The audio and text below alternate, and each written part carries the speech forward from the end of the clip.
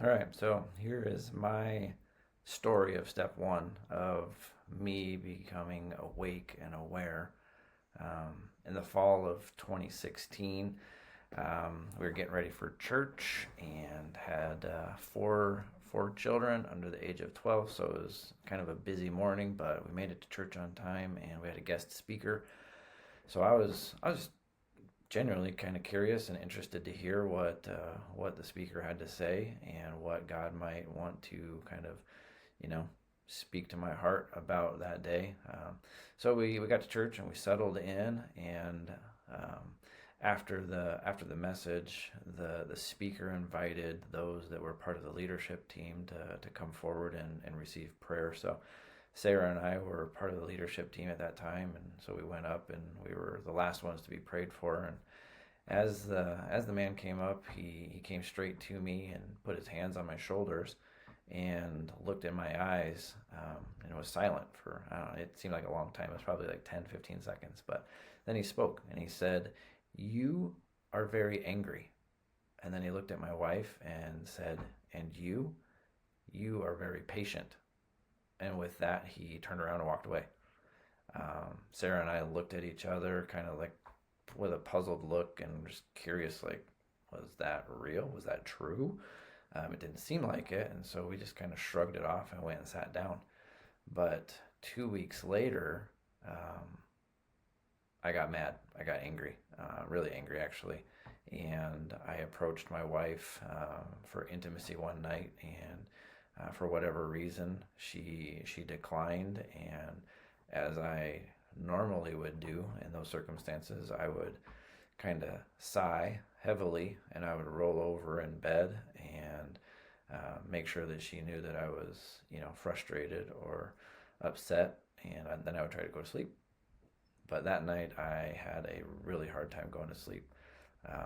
I was angry and I'd given the devil a foothold, and he took advantage of it and started whispering things in my mind, things that I had thought over the years, but some of the things I didn't even know kind of were in me. Things like, sex is only happens when it's convenient for her, or why doesn't she, help me by fulfilling this need that I have, or just thoughts like that. And so that is what I just stewed on for the night, and I had a hard time going to sleep. Usually in the past, what would happen is the next day I would wake up and I'd realize, about halfway through my day, that I was pretty selfish and that was wrong. And so I'd come home and I would apologize. But this time was different. I came home, but I was still upset. I was polite, but I was emotionally and physically distant. During this time, I was also leading a group of men at the local prison through a Bible study series by Chip Ingram called "Overcoming Emotions That Destroy." And in that study, he lays out three different ways that people generally express anger. You've got spewers, who just spew their anger without really any kind of filter. You have stuffers, who just get angry, but then they just keep it bottled up inside. And then you've got leakers who, passively leak things out. I was a leaker. I would passively just make comments under my breath, or passive aggressive comments, usually towards my wife or other people, if I was upset or if I was angry. That lesson that kind of started to reveal some stuff in my heart. And a couple of days later, she approached me for intimacy because she knew I was upset and why I was upset. So she came to me, but I really wanted her to feel the sting of what I felt being rejected. And so, in the first time in our marriage, I told her no. And then that turned into a conversation, and I felt like I was not able to really hold in my frustration anymore. And so I began spewing all the stuff that I'd been stuffing for years in regards to intimacy with my wife. So I shared that with her, and it was uncomfortable. It was not nice. And we were laying in bed, and finally she got out of bed. She looked at me and she said, "This is not my issue. You need to seek the Lord on this and deal with it." And then she walked out of the room. When she said that and walked out of the room, it really took the breath out of me. I didn't know what had just happened. I knew it probably stepped over a line, but that's how I was feeling, and I felt like I needed to express that, and so I did, and that had consequences. So I laid in bed for quite a while, trying to figure out, like, okay, where was I off? Where was I going? Had I gone wrong? And what do I got to do to fix this? Because I don't know. I'm just feeling the things that I'm feeling because they're there. And um, anyways, I finally was able to get out of bed, and I went and tried to apologize, but the damage was already done. I said what I said. We talked a little bit. She was not ready to forgive me, which I understood. And so we decided that night to go to sleep, and that additional conversations would need to be had in order for us to kind of get this figured out. Over the course of the next days and weeks, it became apparent to me that I had some expectations of her, and as I kind of began digging and asking the Lord to really search me, and kind of like what King David did, is like, search me and find any wicked way in me.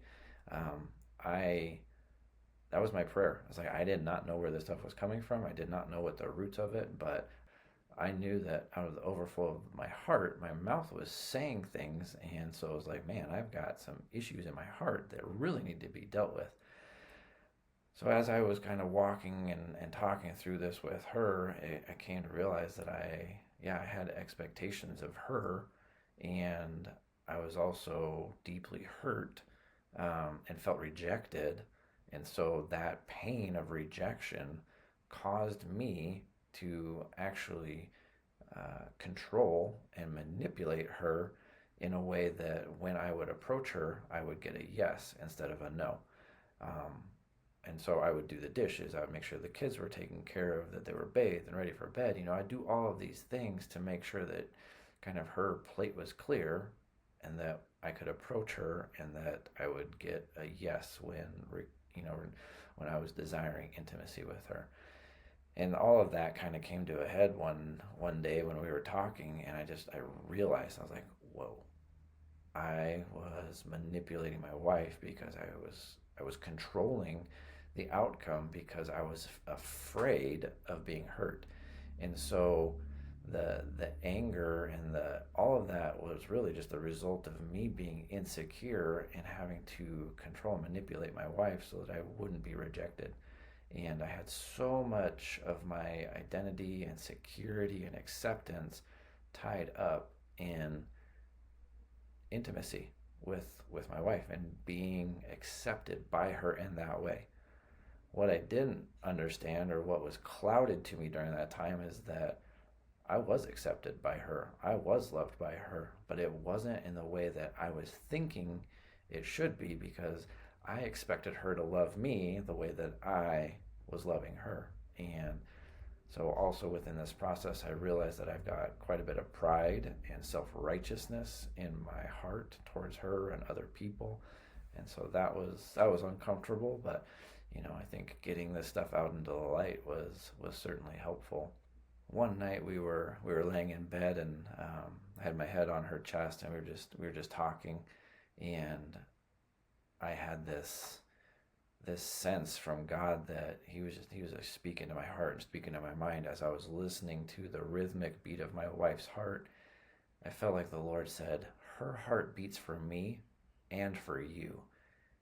And when I heard that, not audibly, but when I sensed that in my spirit, there was just this peace and this calmness and this acceptance that came over my heart and my mind, where I was like, okay, I know that she's for me. She's not against me. She loves me. She just loves me differently than I love her, and that's okay. And that moment really set me on an upward trajectory as far as really just understanding that I am accepted both by God and by my wife. And from that place, I continued to grow and to learn, and the scriptures really just became alive to me. And my identity in Christ, and I was seated with Him, and I was secure in Him. And what I learned over the next several months is basically what this course is about is, really getting to a place of believing for better and moving towards that, and the courage to do things differently, to put my faith in God rather than in my feelings, which was huge.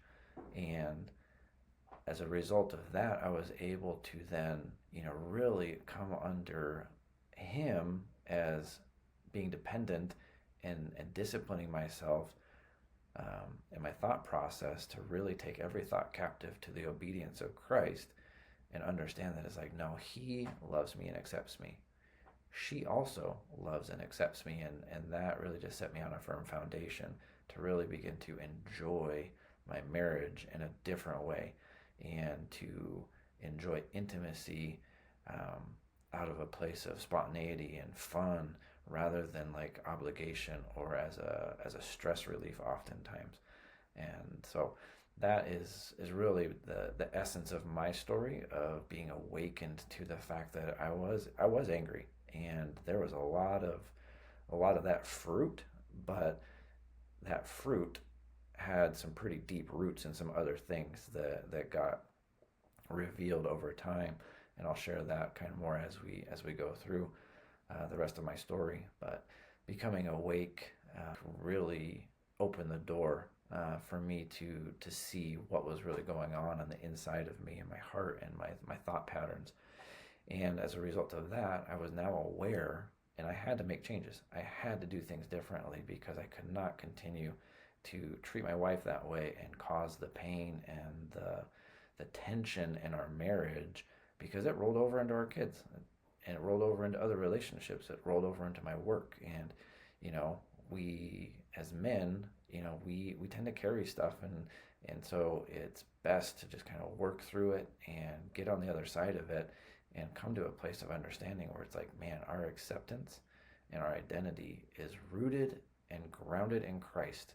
And it has to be, because from that place, then we can move in security in all other areas of life, because things will then not impact or phase us as much as they have in the past. So, anyways, that's my story of becoming awake and aware to the fact that there were things that needed to change in my life.